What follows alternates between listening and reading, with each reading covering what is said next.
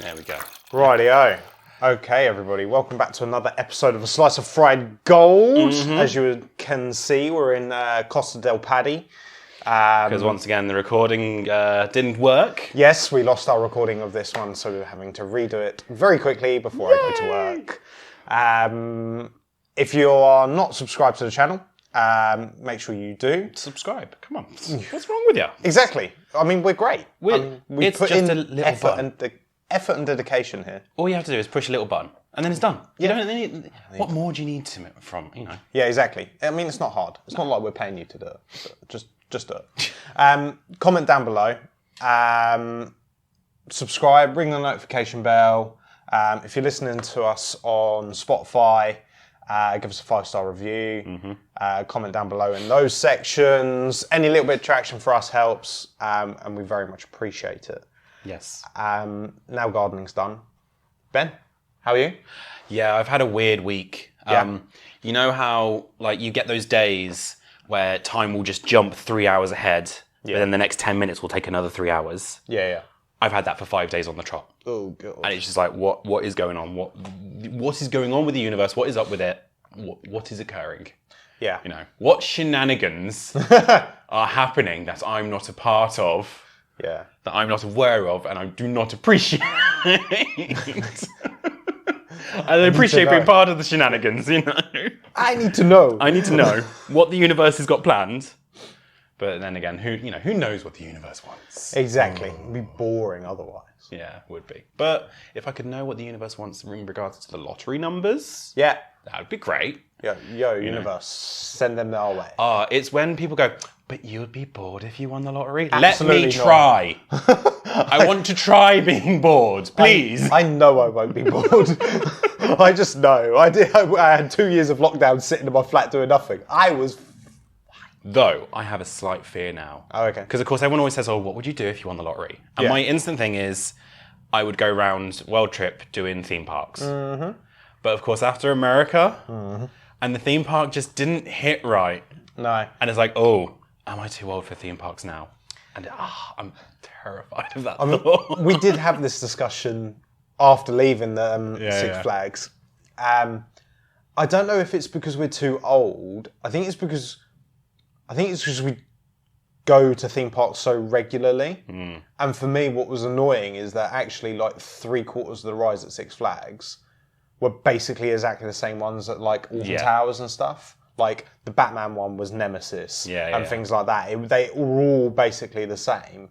So that's why Wonder Woman, even though it crushed our legs, it was cool to go on a single track one because we'd never done something like that before. That was cool. That was why it was a good ride. Yeah. But yeah, theme parks like that, it's a bit hit and miss now, I think, for us.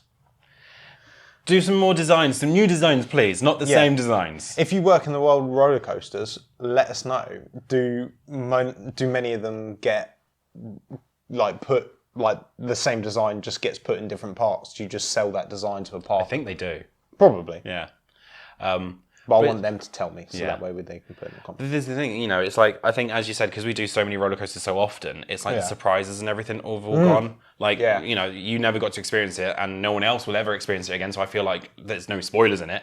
But the Valhalla, the water ride in Blackpool, greatest water ride of all times. At one point, it used to go backwards at a point, but it wouldn't tell you when it was going, suddenly went backwards, so of course it was a shock. But now it doesn't go backwards at all and everything. So it's where's the shock? Where's the thrill? Yes, it's still a great ride, but it's gone from world-class ride to a good ride. Yeah. And it's just it's disappointing now. And I feel that's what I get with roller coasters nowadays. And it's not, I don't think it's because I'm too old. It's just that you're just disappointed.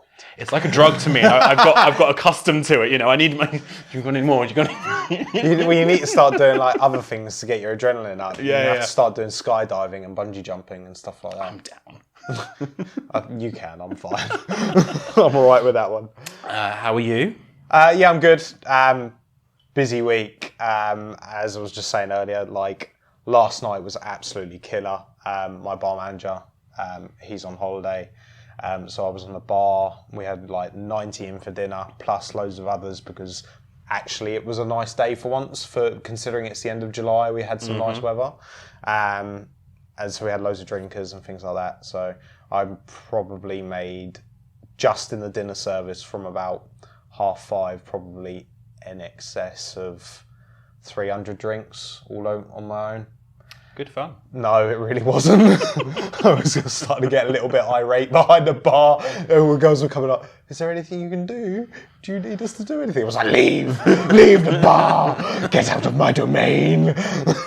So it was a little bit killer. But other than that, it's just been like another week, pretty standard week. Busy and nothing really to moan about. So, fair enough.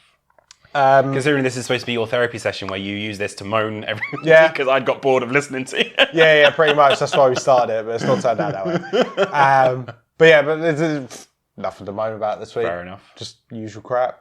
So, shall we... Talk film? Well, do you want to do TV show? Oh, right. Okay. Yeah, sure. Yeah, because I might still be trending by that time. You never know. You never know. So we've had the final of Secret Invasion. Overall, I thought it was a pretty good TV show. I don't think it was anything special. I don't think it's broken any ground in the MCU. It will only break ground if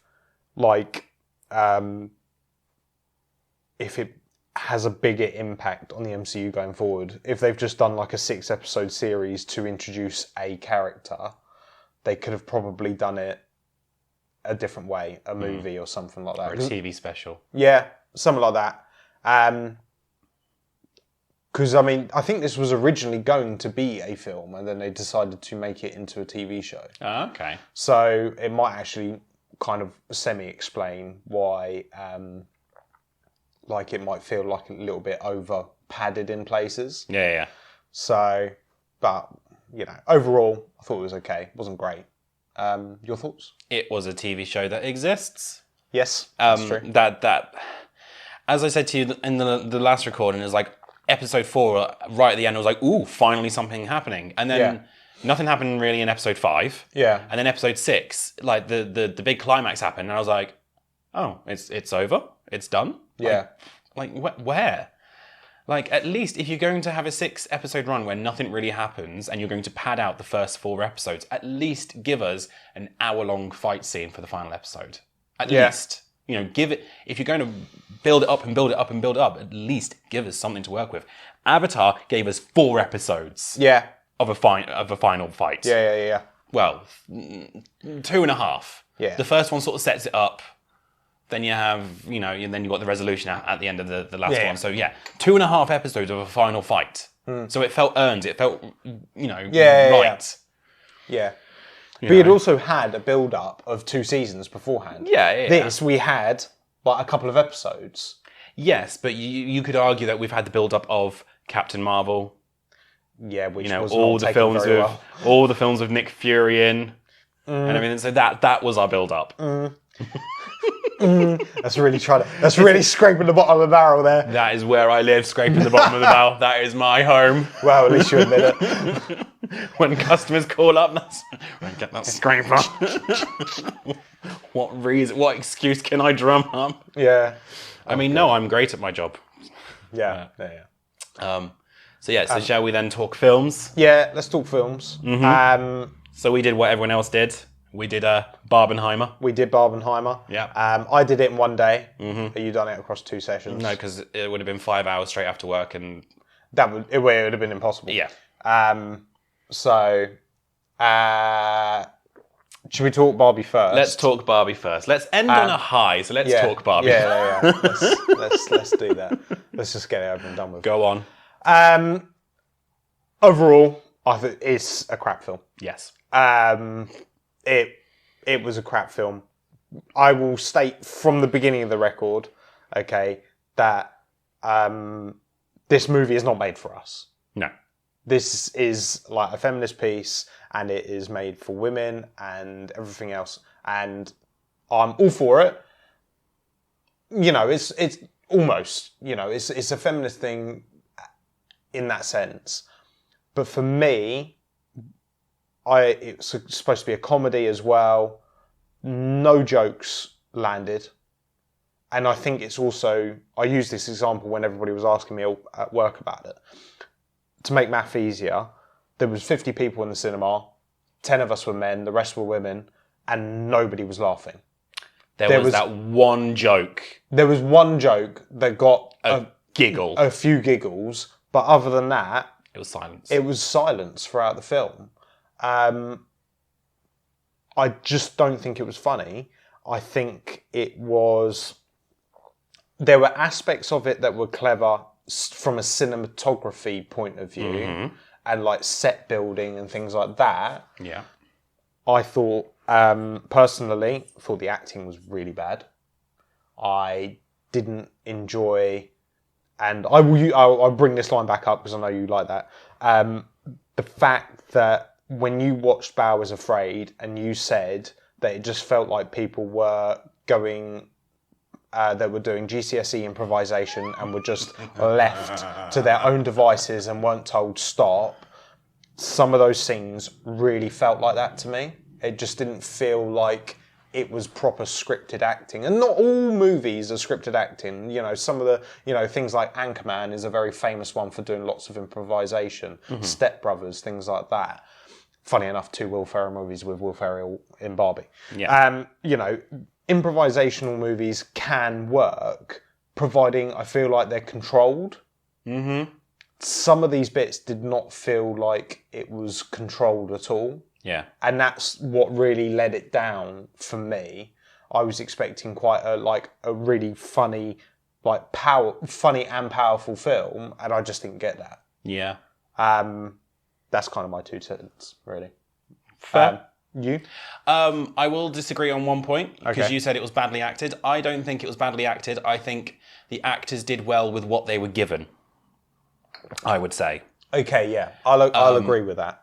They did what the best they could, because there was, as I said, there was that one joke that got like a sweeping giggle across the room, but then there was 2 Ryan Gosling jokes that got a couple of giggles. Like there was one giggle out of you from a Ryan Gosling joke, and there was one out of me, but that was about it. Yeah. So yeah, it wasn't funny at all, and considering the trailer sells it as a comedy, it's the trailer is completely misleading. So if you've seen the trailer and gone, "Oh, this looks great, let me go see it," it's not that film. It's absolutely not that film. In fact, I was talking to someone last night, and they were like, "I went into that film expecting Enchanted or Lego Movie, exactly, and got completely something different." Yeah. And I want to say the next bit that they said, but we want to keep this non-political because it was Chef's Kiss. Oh, okay. Right, yeah. Let's not get us cancelled before we even started. But yeah, so it wasn't a comedy film. It wasn't funny. It was just, it was a snooze fest. Yeah. And the as you said, because you took it as it felt like they were doing improvisation with no control. It was just the scenes were way too long and way too drawn out. And I'm not best with that at the best of times. I hate it when a director was like, "All right, camera here and go." You know, I do like a bit of cuts and everything, but this one was just slow and everything, and it's like the musical numbers just took forever and a day to get through, and it's like, yes, this could have ended 5 minutes ago. Exactly. The opening sequence of her in Barbie Land, that was beautiful. Yeah. But that's what I meant about like the cinematography and the set design and everything. Well, not even that just that. Just like the little sort of jokes. Like, it's the opening sequence, so I don't feel too bad in saying this. But like when she pours the milk out, but nothing pours, and then she goes to drink it, but she doesn't bring it fully to her lips, and nothing pours out. But that's but that's like what I mean by cinematography. They could have done those kind of pouring things or had it closer and stuff. That was like from a cinematic point of view. Okay, that's what what? Yeah, cinematic. Sorry, not cinematography. But yeah, I was just like, that's genius. Those bits were really, really clever, and it was like when the milk was off and it was said off on the card. That was like really clever. There was bits like that were clever, but they were few and far between. Yeah. But it was all in that beginning sequence. After that, it was kind of out of the way. Yeah, and I'm going to say this to segue into the next film. Yeah. Barbie's a 2-hour long film. I'm glad you're going to say this. Dragged. Yeah. Absolutely dragged. Yeah. Oppenheimer. 3-hour film, and when the credits started rolling, I was like, "What? 3 hours and what? It's finished." I was like, there has to be another hour. So we saw Oppenheimer as well. Exactly. And what an astonishing movie. It was so good. I mean, I love Christopher Nolan anyway. However, several of his movies lately have not been as good. Tenet was not great, but that was like a sound mixing point of view. Yeah. Things like that. But that was like how if you watch it now, it still sounds like that. Because it was just like, that's how it's supposed to be. It wasn't like a cinema thing. Yeah. It was how he chose to the problem with Tenet is once you worked out the like the mechanics of the film, then you saw everything coming. Basically, quite literally, because it was gone past earlier on. Anyway, back to Oppenheimer. Back to Oppenheimer. You carry on. Beautifully directed, as always. Is it... All right, I'm going to probably say it wrong. Is it Cillian Murphy or Cillian Murphy? I think it's Cillian Murphy. Cillian Murphy, give that man an Oscar. Give that man an Oscar. I mean, like... He is great. He was he completely embodied the character. There was obviously, like in most movies, which I'll bring up slightly as well, he played the younger version and the older version. Yes. Okay? He played the Thing throughout. Okay? Indiana Jones. Okay? Do you see what I mean? Yeah. You know, you can do it and you can't do it. There's ways of doing it and there are ways it isn't. This is a right way of doing things. Yeah. Everybody that was cast in this, and the surprise cameo that threw me halfway through, the president. Yes. I was just like, I wasn't like this because I was by myself and there was people next to me, so I didn't go, oh my God. But I was just like, this cast was star-studded. Everybody was great. Emily Blunt was great. Florence Pugh, Kenneth Branagh. I'm sorry. I was waiting for you to go Emily Blunt, Kenneth Branagh, Florence Pugh's tits, Florence Pugh's boobies, and then Florence Pugh's boobies again. Then the left one, then the right one. I mean, I heard that there was like some nudity in this. Yeah. I was not expecting that much nudity. Yeah. Especially from like. But then again, I guess he's done some dark films as well, like Memento and everything. Well, this is the thing. So, someone at work, they were like, "Oh, we're doing a family cinema night, and I don't know whether to take my daughter to see Barbie or Oppenheimer. Like, I do want to go see Barbie, but I want to go see Oppenheimer. What do I do?" And this is before we'd seen either of them. Okay. This is before like they'd even come out yet. And I just went, "Will it change your mind if you know that there's a fully nude sex scene in Oppenheimer?" And she was like, "Yes. I have a 15-year-old daughter. I don't really want to sit through that with them." And I was like, there you go. Barbie it is. For the record, there isn't one of them in Barbie. Yeah, it's a shame, really. But yeah, no, I just, overall, like you said, I think the big thing for me, the takeaway is that I watched Oppenheimer and then I watched Barbie. Oppenheimer, 3-hour movie, and then it finished and I was just like, well, where's the rest of it? I was just like, I can't believe this has been 3 hours already. Yeah. And Barbie was a 2-hour movie and it dragged. I think what people may not realise about Oppenheimer, which I kind of knew it was, but didn't to that extent, is that because it's a biopic, the trailers very much sell it on it's the creation of the bomb itself. But I would say it's almost broken into 3 chapters. You got his life before he starts doing the bomb, first hour, the creation and making of the bomb, the second hour, and then the repercussions and his life after the bomb for the last hour. Yeah. And for me, that worked really well. Yeah. I felt like it was paced well and that it worked that well. I feel like you've slightly missold it because it wasn't, right, this is that for this hour, this is this. It was the stories were like interlinked and interwoven kind of things. So you jumped, but the way Nolan had directed it and cut the film and everything, you could tell where the jumps in time were. You followed along with it. You weren't sitting there going, what the fuck's going on? No. Yeah. I mean, it would like, if he did like a timeline cut and put it all in like that, it would probably work out that way. But the way it was, well, Robert Downey Jr., oh my God.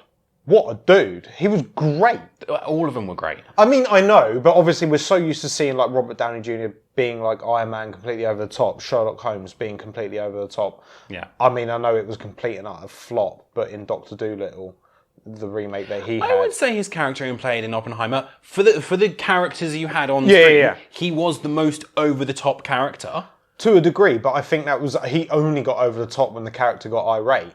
When there was like those...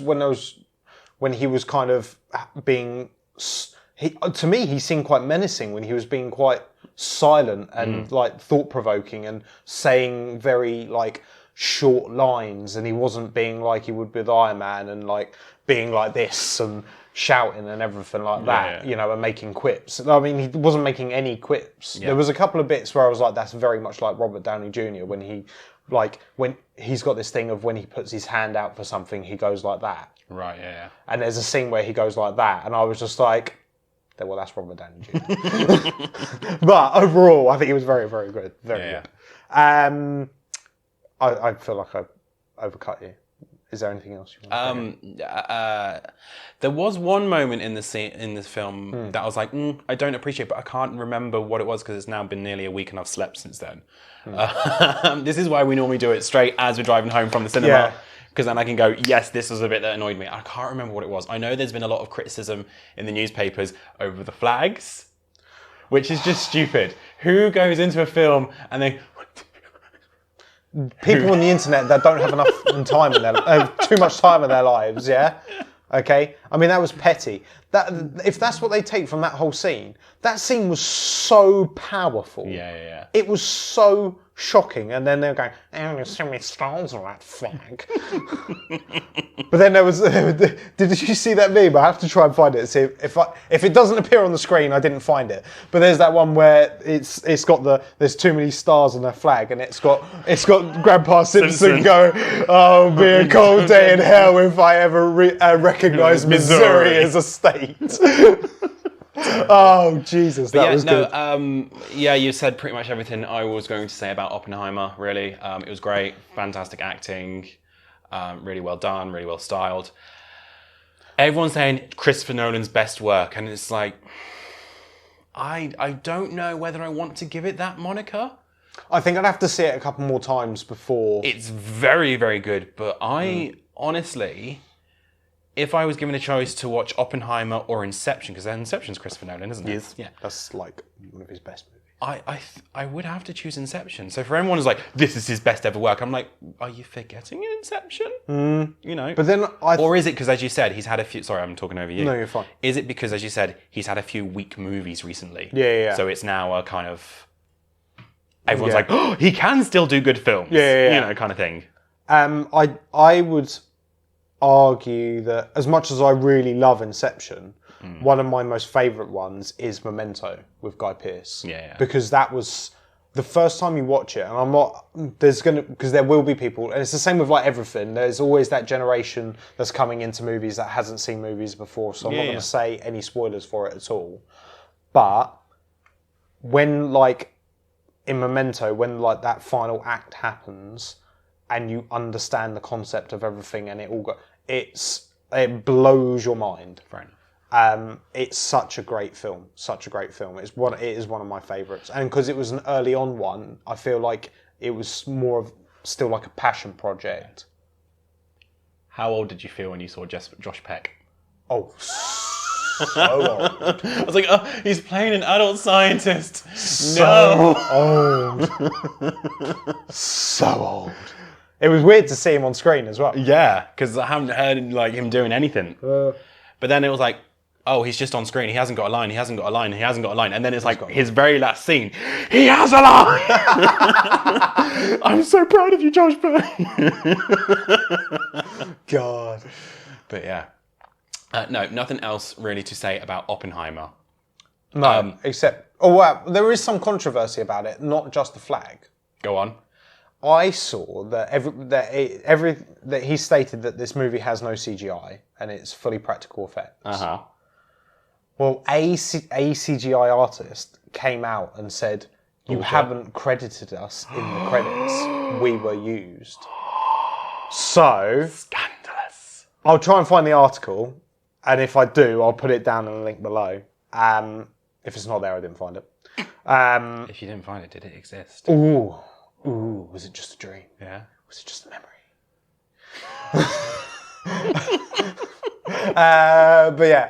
But so there's that little bit. But I must admit, the use of practical effects, the detonation of the bomb, which they have said how they've done, like they used certain dynamite and flares and things like that to recreate the atom bomb. So that is true. They did recreate that, and I do think that there was some. I think very the camera just died bits. because I heard it bleep. Probably the battery's running low. Okay, as long as it's still running. It's still flashing, Okay. but depending on how long we've been on, we might want to consider maybe 25 minutes. Okay. Well, maybe we'll start wrapping it up, just in case. But yeah, so there's a couple of bits about that. But yeah, overall, Oppenheimer, I would choose to watch again than Barbie in the cinema. Easily. Definitely. So, final thoughts? Final thoughts. Work's tiring for both of us. Yeah. Great fun, but no real jokes to make from it. We're Blink 182. Work sucks, I know. Yeah, pretty much. And no roses by the stairs. Why are there no roses by the stairs? Please, people, I need my roses. By the stairs. Surprises, lads. She knows she cares. Right, let's just start singing Blink, okay? I think that's probably copyright stricken. No, because I've spoken it. It's spoken, true. so we're Yeah, fine. I guess. And plus, we're not getting monetized from this. Yeah, good point. Barbie was a disappointment for us. If you feel like it impacted you, then great. If you've loved it, please do comment down below what made you love it, because I just don't understand. Like, please get me into your headspace. Yeah, I would be interested to know, because I wanted to like this movie. I wanted to enjoy this movie, and it just didn't. No. But Oppenheimer's great. Oppenheimer's great. Go It's see it. certainly up there with his top movies. Maybe we'll start doing lists and maybe like start talking about like lists and top movies and things like that. That would be cool. Maybe. If you'd like to see that, let us know down below. What did you think? Have you seen either of the two films?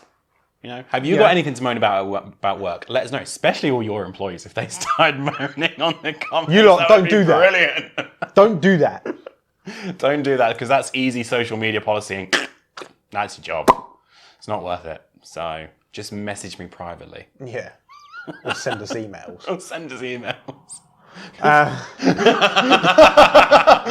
Problem is, no one knows what that reference is apart from you, me, and the person who sent that email. Yeah, I'm debating on whether or not to put that in or not. Well, I hadn't brought it up, but you know. Yeah. Well, maybe I will next week because we've run out of time. Anyway, thanks for joining us, guys. Thanks for joining us. Hopefully, we'll be in the car again when I work out how is going wrong with our setup. Yep, and then if that's the case, we'll see you in the next one. Hope you're all well. Look after yourselves. Subscribe, comment, like, share, notification bell. Tell your friends, tell your dog, tell your grandma. You know, watch this podcast, listen to this podcast. It is great. Thank you very much, and we'll see you next time. Yeah. Cheers. Bye-bye.